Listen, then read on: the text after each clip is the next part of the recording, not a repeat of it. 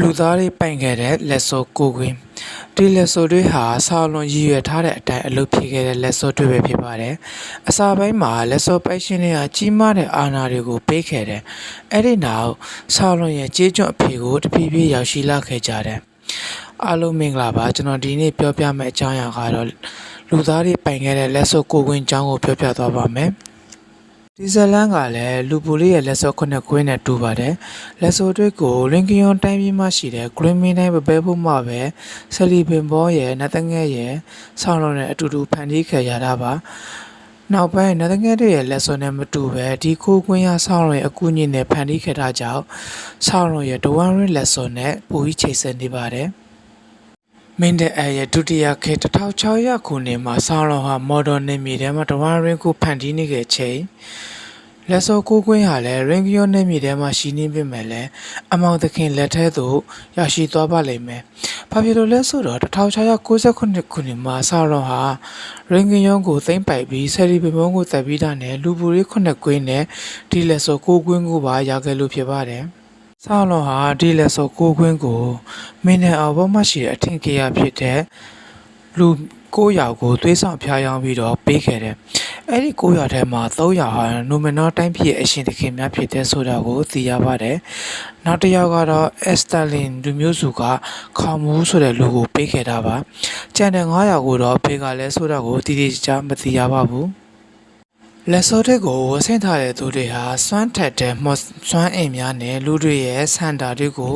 လွှမ်းမိုးနိုင်တဲ့စွမ်းအားရှိတယ်လို့ဆိုလိုထားပါတယ်။အဲဒီလူတွေဟာအသက်တွေရှိကြပြီးတော့သူတို့ခင်မှ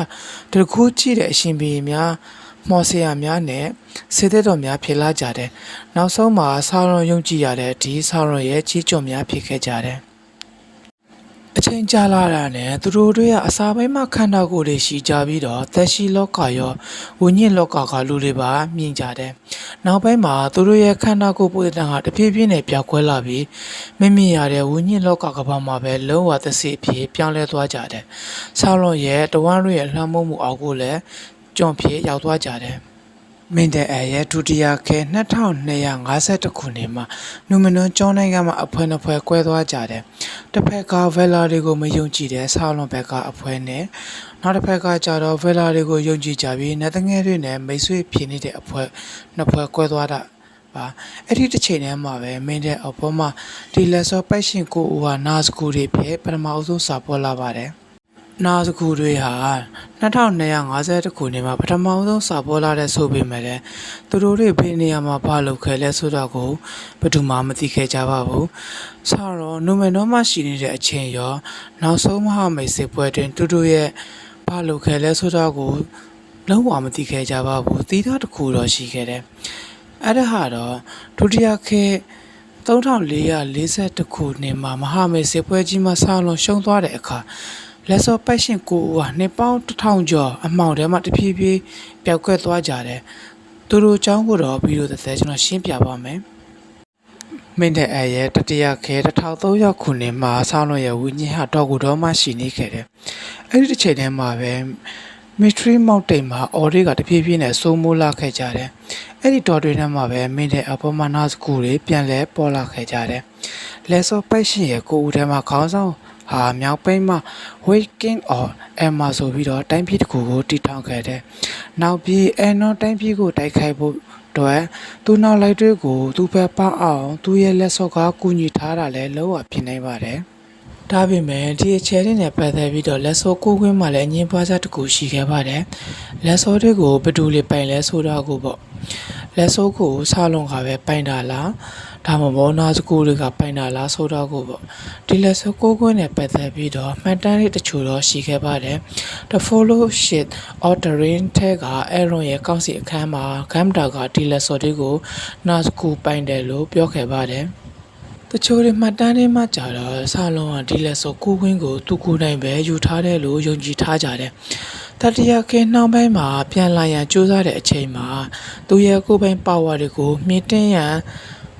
အသုံးပြုဖို့အတွက်ဖြစ်နိုင်ပါတယ်။ဘာဖြစ်လို့လဲဆိုတော့ ဝက်သားထုံးမှာနာစကူနဲ့ဖလိုဒိုတို့တွေ့တဲ့ချိန်မှာဖလိုဒိုကသူတို့ရဲ့လက်ထဲမှာလက်စော့ကိုမတွေ့ရဘူးလို့ဆိုလိုထားပါတယ်ပြီးတော့သူတို့လက်ထဲမှာ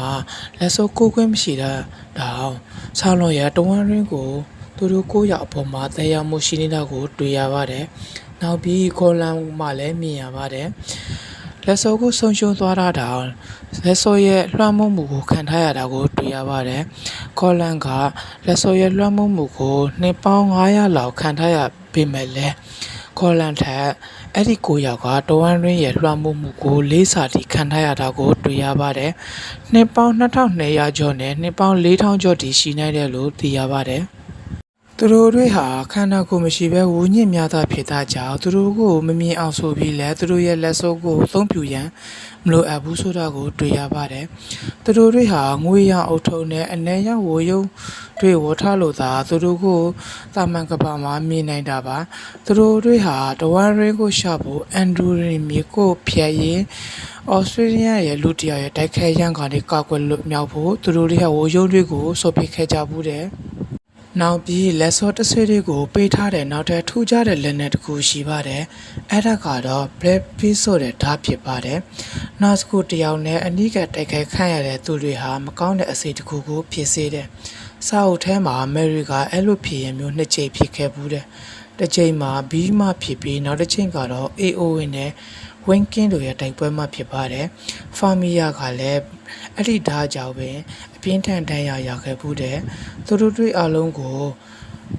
အာရကွန်ကကူသားပေးခဲ့တာဖြစ်ပါတယ်။နာစကူတွေဟာသူတို့ရဲ့လက်စောတွေကြောင့်ဝူညင်းကပတဲ့ကိုဆွဲခန့်ရထားတာကြောင့်သူတို့တွေရဲ့အမြင်ဟာလည်းပုံမှန်ကပမှာအမြင်အာရုံကိုကောင်းကောင်းမရနိုင်ဘူးလို့သိရပါတယ်။ဒါပေမဲ့ပုံမှန်ကပကမမြင်ရတဲ့